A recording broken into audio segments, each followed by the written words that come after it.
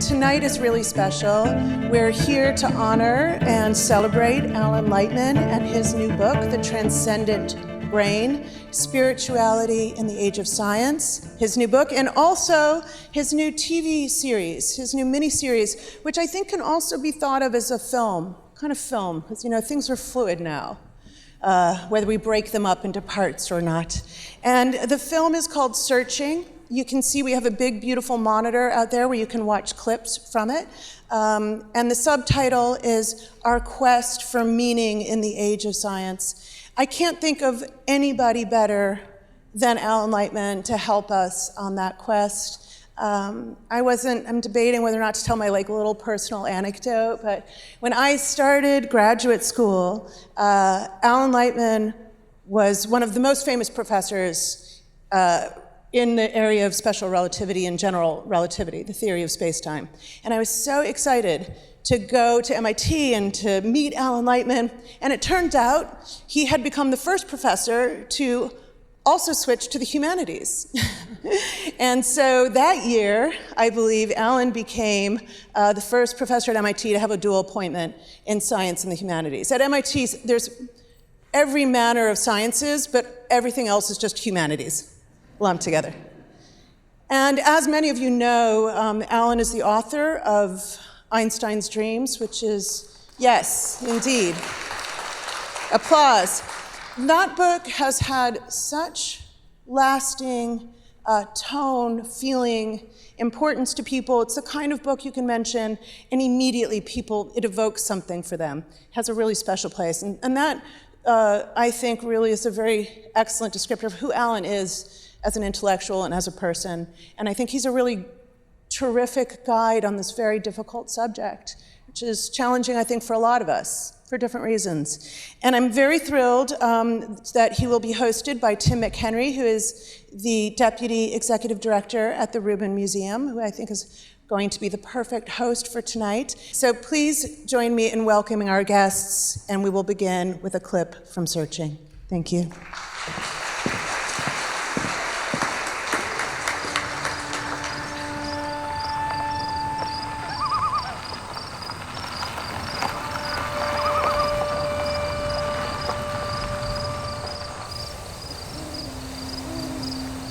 My name is Alan Lightman.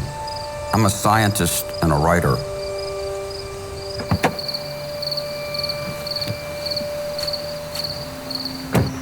My family has a home on a small island in Maine.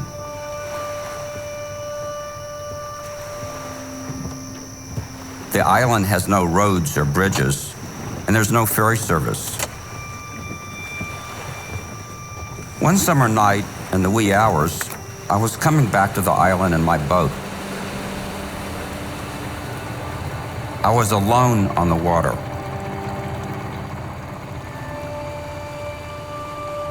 I was captivated by the quiet and the stars overhead.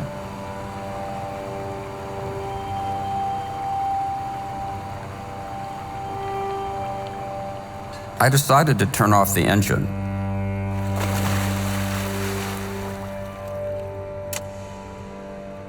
I lay down in the boat and looked up.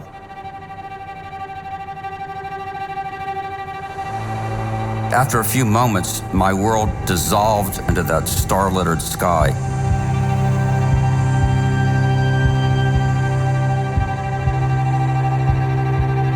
The boat disappeared, my body disappeared, and I found myself falling into infinity.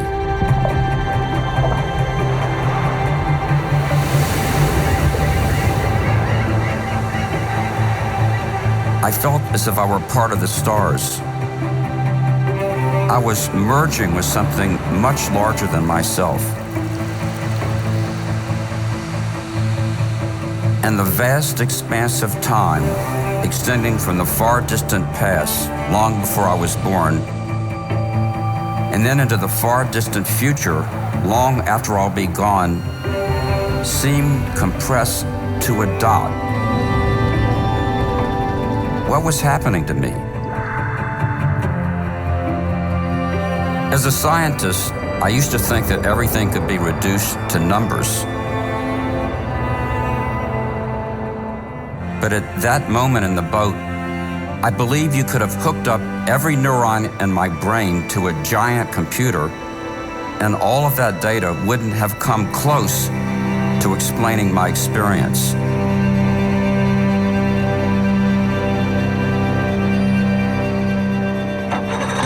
After a time, I sat up and started the engine again. And so began my personal journey to understand how these different worlds relate. The world of atoms and molecules and the world of complex human experiences. In a material and impermanent cosmos in the age of science, what is it that has meaning, and how can we find it? My quest would lead me to the laboratories of Nobel Prize-winning scientists, to conversations with philosophers and ethicists, and even to the private chapel of the Dalai Lama. Good evening, everyone. Thanks for coming out tonight. It's really special to see you, or not see you, but imagine that you're there. And we're going to do a lot of imagining tonight. I'm Tim McHenry from the Rubin Museum, and great delight and privilege to, how can anybody substitute for Jana Levin? This already is going to be a transcendent experience for her, seeing me fail. But hey, scientists like to fail, and so we're going to do our best to acquit ourselves. Alan, really delight and honor to have you on stage. Thank you, tonight. Tim. It's wonderful to have you with me in conversation. Well, you have to understand this about Alan Lightman. He drops concepts in this book like pebbles in a pond. And whether that pebble be substance dualism, mechanical philosophy, or emergent phenomena, the lucid quality that he displays, he lets us understand the capillary ripples of implication in that premise. And even as he has a proposal bounce back off the bank from some new atheist counter-argument, he helps us comprehend these with transparent objectivity, and it's a joy to read. The Transcendent Brain, get it tonight.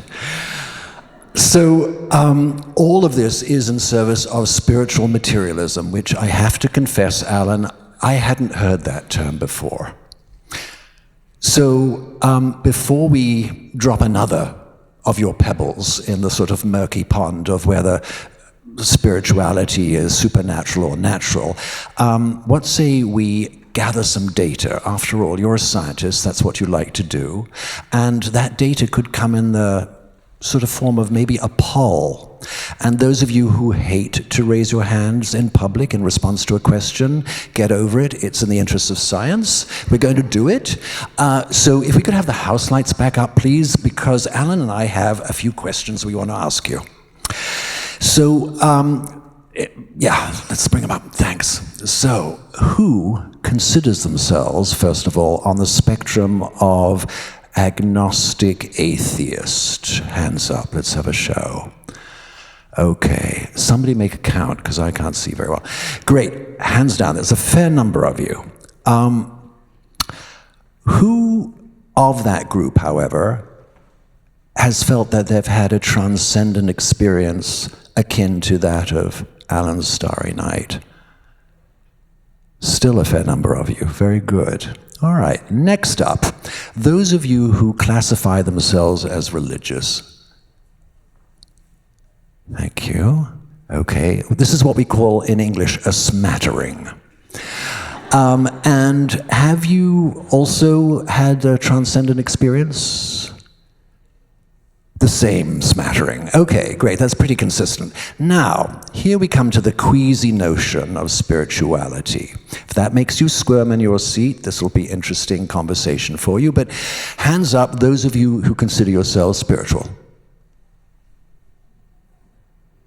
Okay, so we have agnostic atheists balancing out the spiritual inclined in this audience, and those who are spiritually inclined, transformative experience like Starry Night, anything akin to that? Pretty much everyone. Great. Okay. Well, we're going to see if any of these sentiments shift over the night, because we're going to take that poll again at the end of the night. And if the pendulum switches in some particular interesting way, it'll be interesting to note. But actually, Alan, pendulums, they were sort of the starting point for you from a sort of science geekish point of view, weren't they? Well, yes. When I was a child, a young person, I had my own laboratory, first of all, and one of the things I built were pendulums. And I had read in a book, it might have been Popular Science, some magazine, that the time for a pendulum to make a complete swing, which is called the period, is proportional to the square root of the length of the pendulum. So if you increase the length by a factor of 4, the period will double. And so I made various pendulums with string and fishing weights, and I had a stopwatch, and I timed the swing, and I found out that, lo and behold, that this law that I'd read about in a book was true, and I was even able to predict the periods of pendulums that I hadn't even built yet. And this childhood experience made me begin thinking that the world was really quantitative, that it was lawful. And I didn't believe that because I'd read it in Popular Science. I didn't believe it because Galileo had first found this law. I believed it because I had found it myself. And so this is really a paradigm for the scientific way of thinking, that we scientists believe that the world is lawful, that it obeys order, and most things can be reduced to equations. It's predictable. So that was the experience that I had as a child. How old were you then? I was probably 8 or 9. I also did some very dangerous experiments. I made explosions and dyed the rug green. So the experience that I had in the boat that you saw was an experience like I imagine everybody here has had, not that exact experience, but a similar experience. A lot of them have, yeah. And how old were you then? I was, well, the first time I was probably 40, but I've had that experience other times. It's an experience in which, and I'm saying things that I think many of you have experienced, that you lose track of your body, you lose track of time. And it sort of challenged my scientific worldview because I couldn't really explain it scientifically, even though I do think that I'm a materialist, and I think that the world is made out of atoms and molecules, and I think that all of the experiences that we have, including transcendent experiences, are rooted in the material brain. But there are a lot of missing steps from the material brain to these complex human experiences that we have. And even neuroscientists can't fill in all of the blanks. Well, shall we try and fill in some blanks tonight? Shall we give it a go? Great, please do. So, from the age of 8 or 9 to the age of 40, you were doing great work as a physicist and as a researcher and as a writer. And then at the age of 40, you had what may be termed as an epiphany. A physical experience that took you out of yourself and made you feel part of something bigger, something that you couldn't grasp and actually may not even wanted to have grasped, that you just wanted to be in, that sort of oceanic feeling that I think you refer to. Freud makes that reference, used right? that term, the oceanic feeling, and, yes. And that's interesting. So, I mean, one of the reasons I think I'm supposed to be on stage tonight is because working at the Rubin, which is a museum to Himalayan art and largely draws out Buddhist concepts and translates them into 21st century terms where it can, we hardly ever use the word spiritual in any of our materials. We use awareness. We use, yes, transcendence or transformation. Clarity is a big one, but very rarely spirituality. So what I'm interested in exploring tonight is understanding why you wrote this book or felt the need to write this book. And at what point did you think you needed to write this book after you had this experience when you were 40? I wanted to write the book to explore the manner in which spirituality is compatible with science. You can have spiritual experiences and still adopt a scientific worldview. And my definition of spirituality is feeling connected to the cosmos, feeling connected to nature, feeling part of something larger than yourself, the appreciation of beauty, the experience of awe, A-W-E, awe, which I think is a very important experience. And I think that understanding of spirituality is completely compatible with science and a scientific worldview. And so the book explores why I believe there's a compatibility. I think that all of the spiritual experiences that I just mentioned had evolutionary benefit. They either had direct survival benefit or they were byproducts of traits that had direct survival benefit. For example, 2 million years ago, when we were living in caves, that people were dependent on their small community. You had some people were the hunter and gatherers who went out and got the food. You had other people who stayed in the cave, kept the fire going, or took care of the children. And you were dependent on something outside of yourself. You were dependent on other people. A person who got isolated from the group was dead quickly. So that's the kind of survival, that kind of understanding from our evolutionary history is what I mean and refer to when I say that some of our spiritual experiences had survival benefit. So before we sort of delve into the sort of collectivist spirit of a society versus the individualistic, what Alan does in this book is very helpfully guide us through the history of the thinking about spirituality, the soul, and from scientists who don't necessarily have a theistic attachment. So Lucretius is one, and Moses Mendelssohn, you seem to have a particular attachment to. And maybe Mendelssohn is probably one of the more interesting and conflicted characters that you bring forward. Maybe just give us a little context about that and why you glommed onto him in particular as a pathfinder in this search. Well, this is the Mendelssohn who was the grandfather of the great composer Felix Mendelssohn. And he had a very scientific way of thinking, and he wanted to prove the existence of the soul, which is non-material by definition. He wanted to prove that in a rational argument. So there's in one of the Plato's dialogues, there's a discussion of the existence of the soul.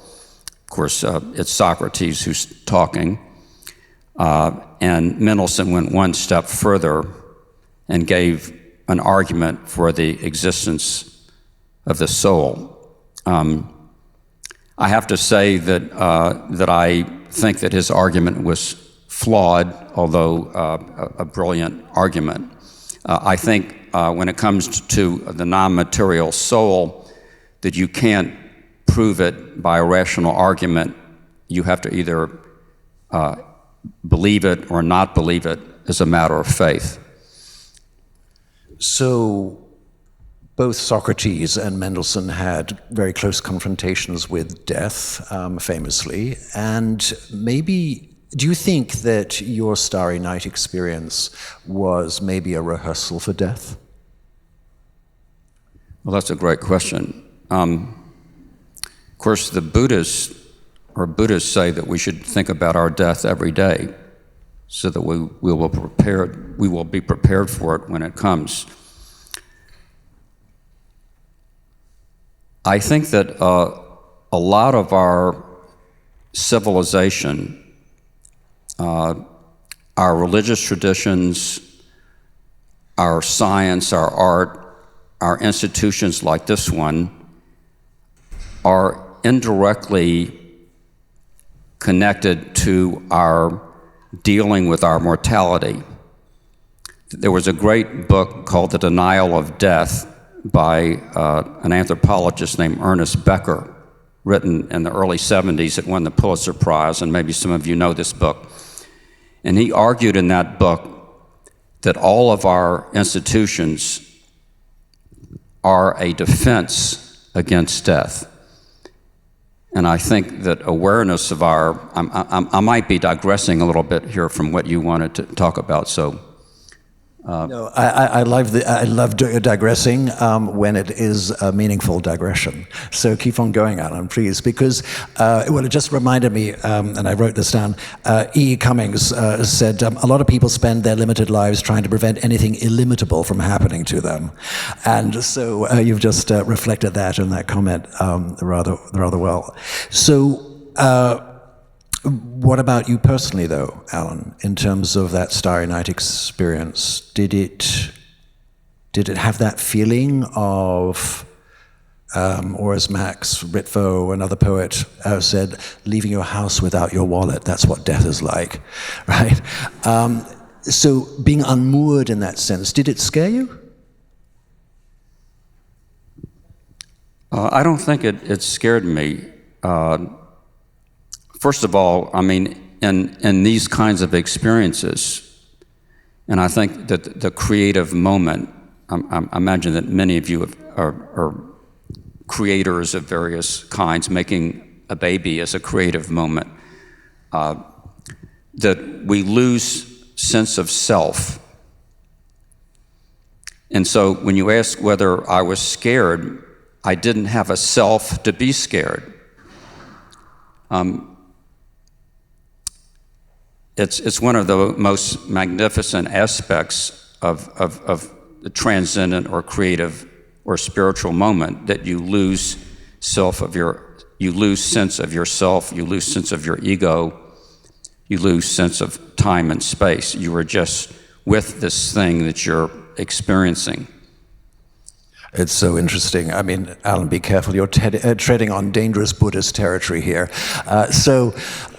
Very often you'll find teachers in the Buddhist canon referring to your sense of individuality as the crest of a wave that is subsumed then in the larger sense of the ocean. And you are ocean, you're not wave. Wave doesn't actually exist. It's just a manifestation of energies that bring you up for a bit and then bring you back down again. And so that selflessness is kind of a key point that I'd really like to come to a little later.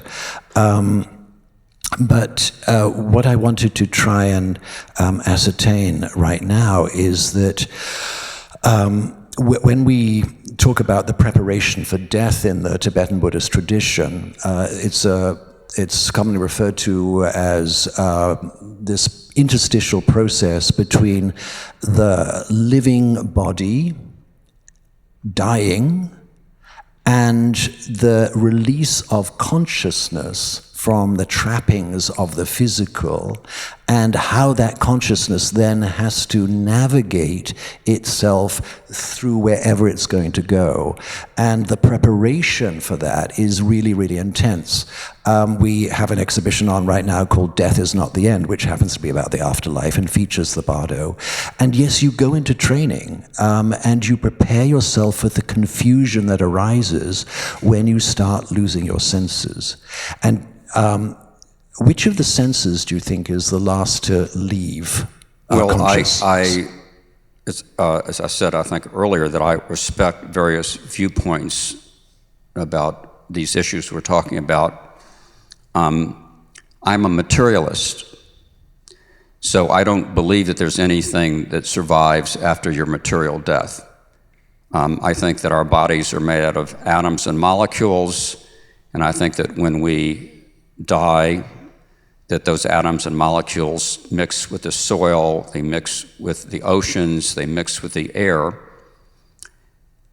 And some of those atoms and molecules, if you could imprint them, each atom in your body, with your social security number and follow it for the next 1,000 years, some of the atoms of your body will become parts of other people, particular people. We make this comment in the television series, and for me, that is a kind of spirituality. I don't need to believe in an afterlife. I don't need to believe in a soul that endures beyond the body. I think the fact that your atoms will become parts of other people 100 years from now, 1,000 years from now, particular people. I mean, you could really label each of your atoms with your social security number and literally follow each atom as it mixed with the soil and the air and the ocean and became parts of plants and animals and other people.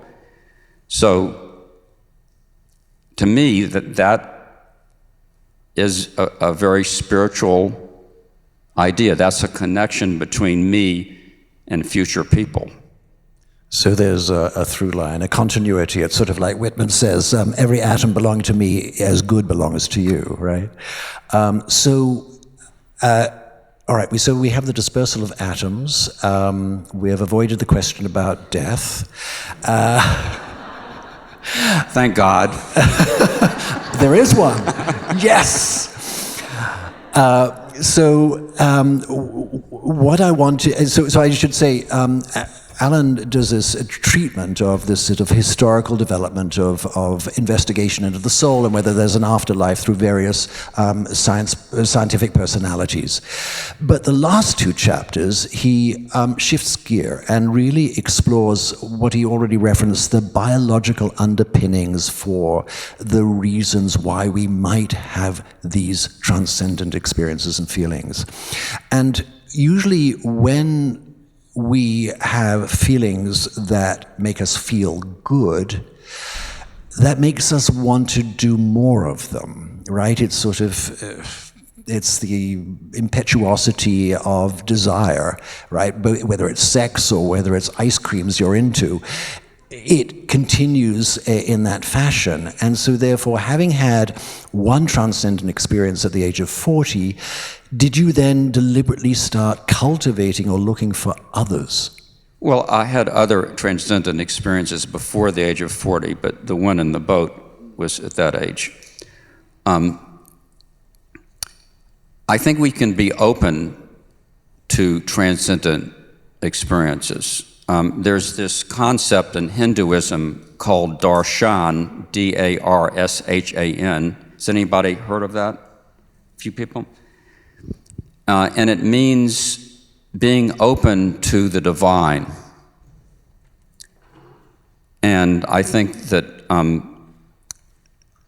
that if we are open to these kinds of experiences, if we're letting the world in, then we'll have more of these experiences. But what does the divine mean in this case? For me, the divine means the thing that's larger than yourself. That's interesting, because in the Hindu tradition, as well as the Buddhist tradition, the divine is already there. You have it. It's a little bit like Dorothy in Oz. She could always go home, right? And so we just had a teacher at the Reuben this afternoon for a mindfulness session, and Pachok Rinpoche, and he was talking about the beauty, the inner purity is already there. The obscurations, the confusions that we all experience, and egotistically, that's usually what causes these cloudings of understanding. You work at removing those, and what's left is this divine nature, that everybody has this common divinity. And so this communality is the thing that maybe is the thing we should investigate tonight, because in the book you already point to other living beings forming a society, a pattern that is otherwise inexplicable from the surface. Starlings, termites. It's called emergent phenomena, right? Can you explain that a little bit? Yes. Well, I hope we're going to see a clip of this. Yeah, it's one of the most beautiful in our television series. But an emergent phenomena is a phenomena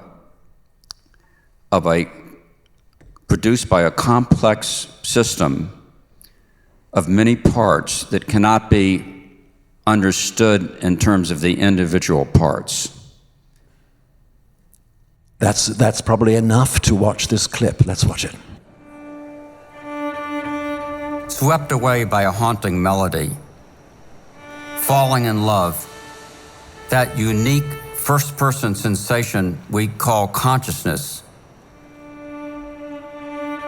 How can these extraordinary moments arise from mere matter? How can complex human experiences come from the material neurons in our brains? In recent years, scientists and others have come to recognize something we call emergent phenomena, the behavior of complex systems that's not evident in their individual parts. A good example is the way that certain groups of fireflies synchronize their flashing. When a bunch of such fireflies first find themselves together on a summer night, each insect flashes at different random times, like blinking Christmas tree lights. But after a minute or so, even without a boss firefly giving orders, all the fireflies have adjusted their bodies so that they flash on and off in synchrony. It's the same when starlings flock in what's called a murmuration. No one bird is calling the shots. No predetermined path is being followed. In fact, you could build similar behavior in a computer. Give the individual particles just a few simple rules and set things in motion. And look what happens. A digital murmuration. Such collective behavior cannot be understood by the analysis of a single bird or firefly. Another example of emergent phenomena is the magnificent structures built by termites, called termite cathedrals. The cathedrals sometimes have elaborate galleries and chimneys to control airflow, temperature, and humidity. Yet where's the master plan? Individual termites, which are blind, cannot perceive even the overall shape of the mound, much less direct its design.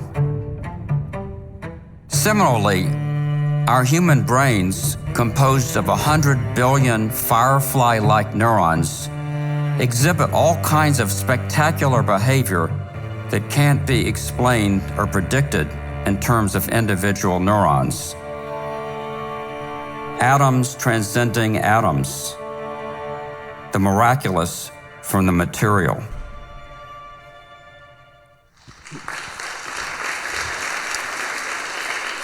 Tim, could I just say a word or two? Please. Yeah, sure, of course. You've now been able to see 2 clips from our 3-hour television series, and my new book is closely related to this series. That's why we're talking about both here tonight. I learned working on this series that the person who's in front of the camera is called the talent. But I also learned that there are other people who make this beautiful film possible who are equally, if not more, talented than the person appearing in front of the camera. And a few of those people are here tonight, and I'd like to recognize them. First is the director, Jeffrey Haynes Stiles, the director and producer.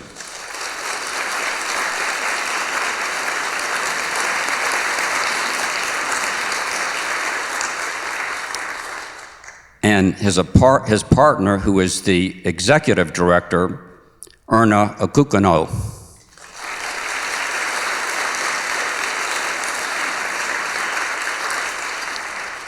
there's a lot of editing that goes on behind the scenes, and we're very fortunate to have two of our editors here tonight, Sean Fewer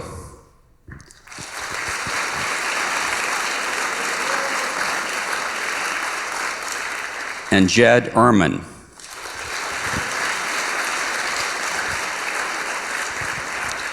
So thank you for letting me acknowledge that, Tim. I'm very happy that you did, because if you hadn't, I would. It's an extraordinary series, and it's cinematic in its scope and scale, and you can watch it on PBS streaming or on Channel 13 later in the year. So, Alan, emergent phenomena. Did we just witness one with everybody hand clapping? Do humans have that capacity to exhibit unified behavior without somebody pulling the strings? You were pulling the strings by leading them on to applaud. So what counts as emergent phenomena in human beings?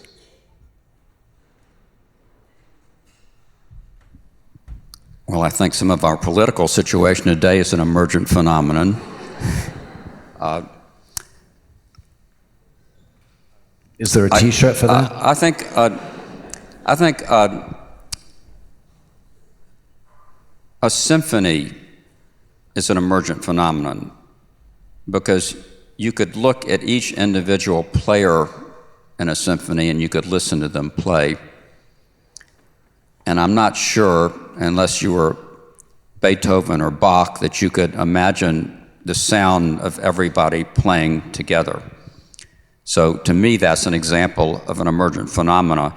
I have to say that our human brains that have 100 billion neurons, and each neuron is connected to 1,000 other neurons, is vastly more complicated than any object that we know of in the universe.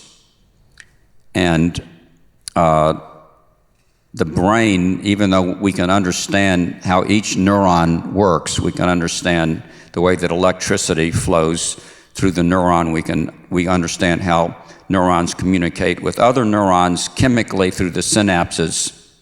We can measure all of that, but when you put 100 billion neurons together, you get consciousness, you get falling in love, you get painting, you get poetry.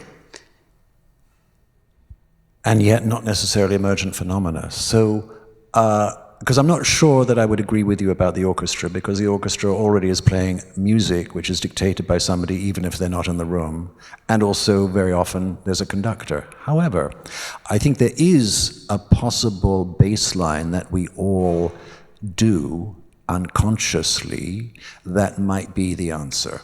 So, Alan, what was the first thing you did when in life? Probably suck my thumb. Well, before that, preferably, because you'd have had to have taken something before you sucked anybody's thumb. A breath. Thank you. Thank you. So there was a neuroscientific study at the University of Pavia in Italy in 2001. And they were interested in looking at how people breathed, and particularly how people would breathe if they were engaged in a particular activity. So they invited various representatives from contemplative traditions to come to Pavia and do their practices, whether it be rosary bead counting, Buddhist mantra chanting. And after 20 minutes, as little as 20 minutes, they discovered that everyone was breathing exactly the same rhythm. And that rhythm was a 5.5 second exhale and a 5.5 second inhale around 11 seconds cycle. Why? Well, it sounds like the fireflies. Well, it does. But still, what's the answer? They didn't have an answer, so they got a little more funding, not from the Simons Foundation, unfortunately, or from Sloan, but still, they got some funding, and they brought a new group of people back 3 years later, and they wired them up a little more, and they discovered that Sure enough, the whole process repeated, but that things were happening that, I had to write this one down because I didn't even know what it meant at the time. Essentially what they were doing was breathing at this timing of endogenous circulatory rhythms. What does that mean? Do you know? No, I don't. Good. So let's find out. It means that basically their mind-body connection was in balance. That because they were also breathing through the nose, that they were amplifying the nitric oxide in their blood and therefore making the oxygen in the bloodstream more efficiently processed. In other words, it became the baseline for healing. And if that's the baseline for healing, that particular rhythm that we all share but we don't tap into, maybe these transcendent experiences that we have that connect us to this idea of something bigger than ourselves, which is really only our conscious projection of ourselves in the universe, that holds a meaning that probably taps into something that is related to the survival of the species. There's a theory for you. Great. Shoot it down. You should write it up for the Physical Review and publish it. Well, I wanted to talk to you about it because it's something that we explored a little bit at the Rubin, and so that's why I'm sort of half able to articulate it. So we've got this installation called the Mandala Lab, and you can see a little bit of it here. And it's based on the Tibetan Buddhist teaching of the Vairochana Mandala, which really takes you through various states of afflictive emotions like jealousy and anger and invites you to recognize in yourself that the feelings you have about an event are not the event itself. The feelings that we have generally cloud and obscure our understanding of the greater whole.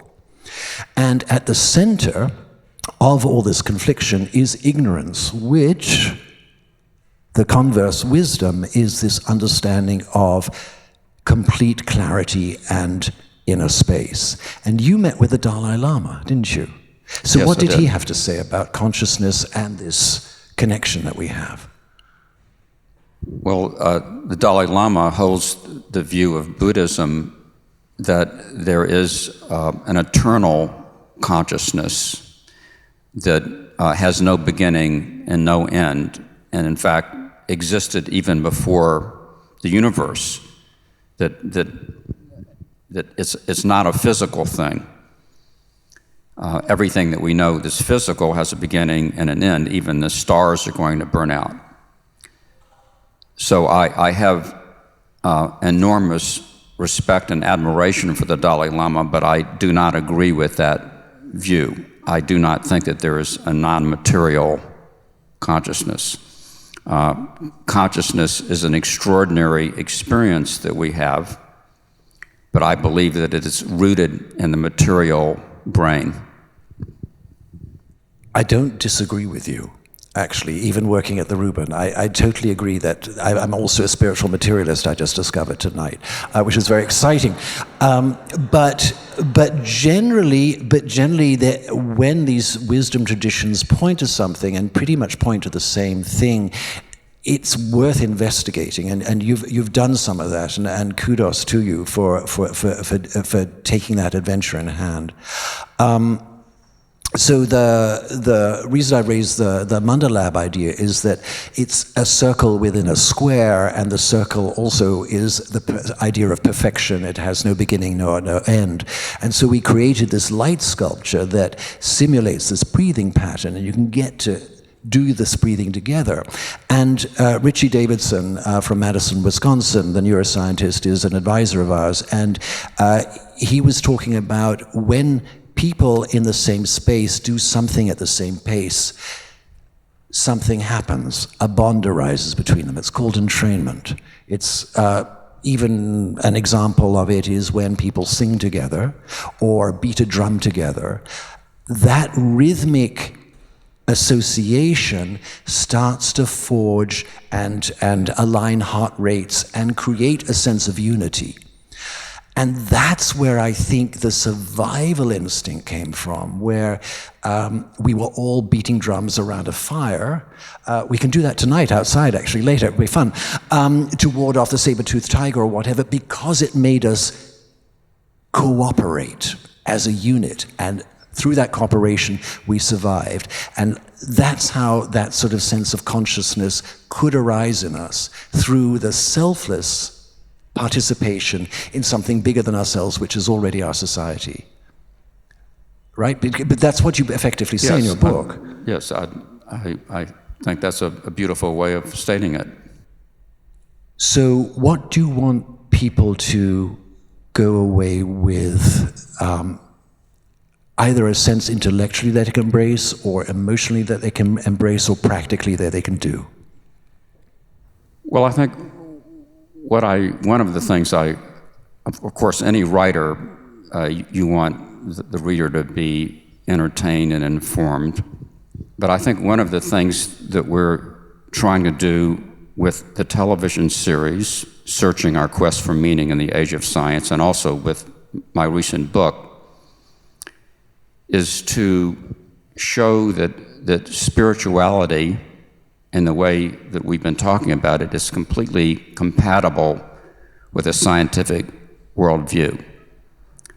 And we also hope that this human-centered view of science, where we look at the philosophical and ethical dimensions of science and show science as a human activity, and the scientists that we converse with have this passion for science. We hope that this human-centered view of science can help soothe and heal the terrible polarization that we have in the country now, where there's a lot of skepticism of science, skepticism of institutions in general. And somehow part of that polarization is feeling that the institutions of science and the people who practice science are not in touch with lived life as we live it. And it's very unfortunate that we have this division right now in the country, and we hope that the way we're talking about science and the human experiences that we relate to science can do a small part in healing this division. Alan is building a bridge, and we need to build those bridges so that we can actually cooperate as a society, because a divided house will not stand. And that's what's so great about you are transcending boundaries as well as the brain with this book, Alan, and really congratulations, because it's, well, if any of you have read Alan Lightman before, it's going to be a beautiful read. And yet here is somebody who is putting his neck out a little bit in terms of helping us all understand how we can be totally grounded in the factual and the referential and the empirical, and yet embrace something that we may not yet understand, but may yet come to understand. And we thank you for the Transcendent Brain and for searching. Alan Lightman, everyone.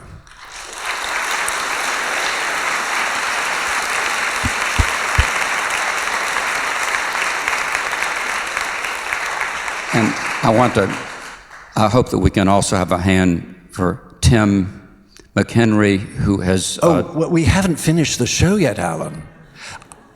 It's their turn. Oh, okay. So, This is the time that you get to pose questions to Alan. I've done enough of it. I've done my share. So if we can have not the house lights up yet, but soon, because while you're mulling what question and provocative statement you can possibly lobby stagewards, there's a lit microphone over there. I hope you can see it. And so you'll have to make your way to there in order to ask the question. And while you're considering the question and making your way to there, just bear in mind, there are a lot of physicists in the room. Time is mutable, but not at Q&A. All right, keep it short, keep it concise. And while you're mulling, let's have a look at Alan's shopping. It's the best fun in the world. He's shopping for atoms. Oh, I keep on forgetting that I'm the one in charge. Atoms from stars. Can it all just be material? Could we be all material? Just stuff? I read somewhere that you could build an entire human body for about $500. So just suppose I could go shopping for the atoms that make up my body. In terms of matter, each one of us is 65% oxygen, 18% carbon, 10% hydrogen, 3% nitrogen, 1.4% calcium, 1.1% phosphorus, and a smidgen of other atoms.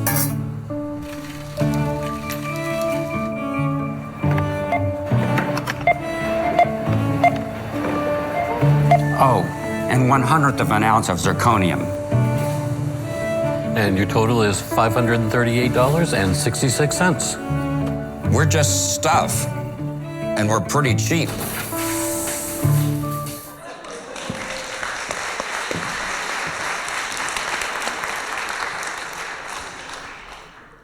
Hello, you've got a question. Hello. Thank you, Alan. Thank you, Tim. Alan, I noticed that in the video clip that we watched, your experience that happened in a boat, happened under the stars, happened in this beautiful, bucolic, amazing environmental context, landscape. And I'm very curious about the settings that tend to lend themselves to these sorts of transcendent experiences. Like, I imagine it could be possible for someone to have a mystical experience while considering a spreadsheet, but it seems unlikely. And I was hoping that you could speak to if in your mind there are particular contexts or things that can be experienced through the senses that tend to promote this sort of experience. Well, that's a great question. I think you can have a spiritual experience anywhere. I think you can be in a hospital watching the birth of your child, and that can be a spiritual experience. I think you can listen to a piece of music and be carried away. I think you can see a painting and fall into it. For me, I've had most of my spiritual experiences when I'm outside with nature, but I think that can happen anywhere. It gets back to this concept of darshan, of being open to the larger world, and that can happen anywhere. And you also said repeatedly in the book that it's the selflessness, the lack of ego that allows you to have these experiences. So the I is not the important thing in the room, it's the collective understanding of how everything is connected.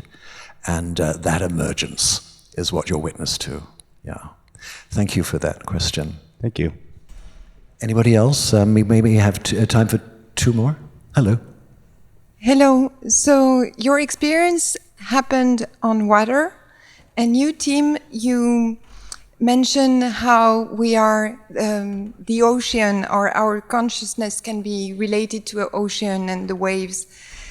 So my question as a spiritual materialist is there any scientific explanation of water being something that can bring us to spirituality?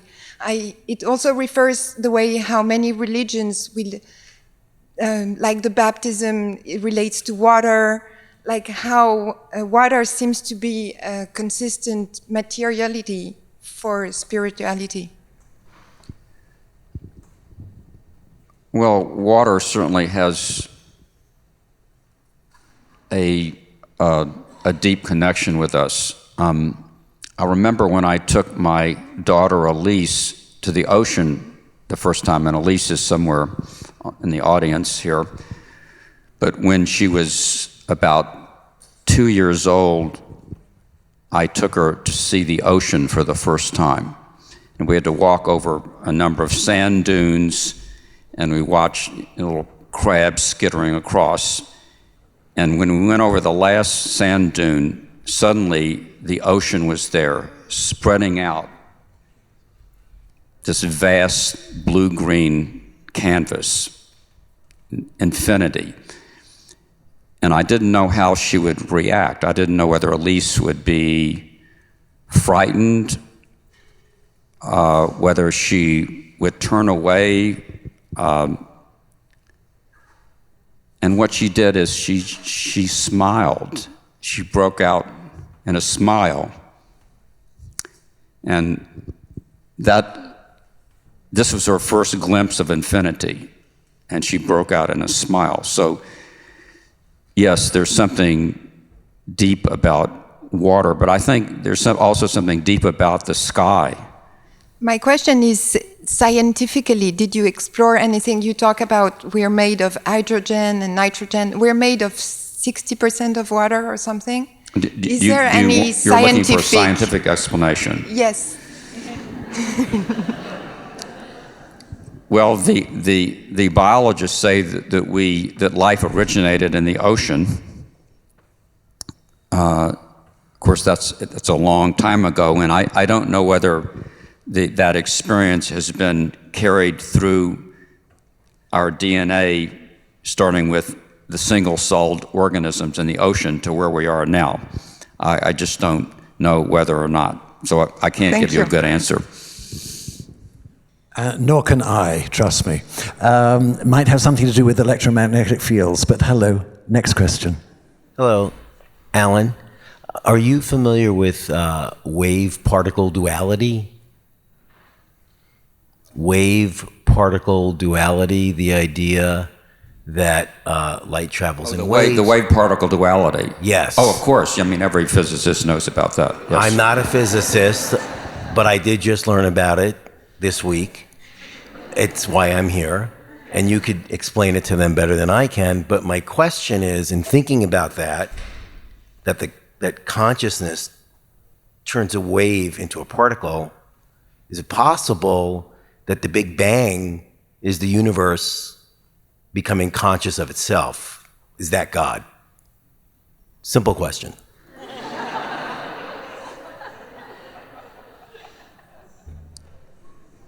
I don't think there was any consciousness in the Big Bang. There were lots of disorganized subatomic particles moving at high speed in random directions. There was no organization. And there's a point in our television series when I asked the Nobel Prize-winning biologist Jack Szostak whether we're just atoms and molecules. And his answer is, we're not just atoms and molecules, we're the special arrangements of atoms and molecules that make neurons, that make proteins, that make life. And so you need, I mean, each one of us sitting here is a special arrangement of atoms and molecules. You know, we're different from rocks. Although we're made out of the same atoms as rocks, we have a very special arrangement that has produced neurons and brains from which consciousness comes. But I don't think that consciousness comes from random particles moving in random directions, which is what you had at the Big Bang. So So is there a link between the Big Bang and God? I'm sorry, I didn't hear that. Is there a link between the Big Bang and us? There's absolutely a link. No, not us. Is there a link between the Big Bang and God? Oh, and God. I thought God was us. I agree with that, but we started somewhere. Is there a link between the Big Bang and God? Is that the question? That's the scientific question, yes. Well, it depends on what your definition of God is. I mean, the pantheists say that God is everything that exists. I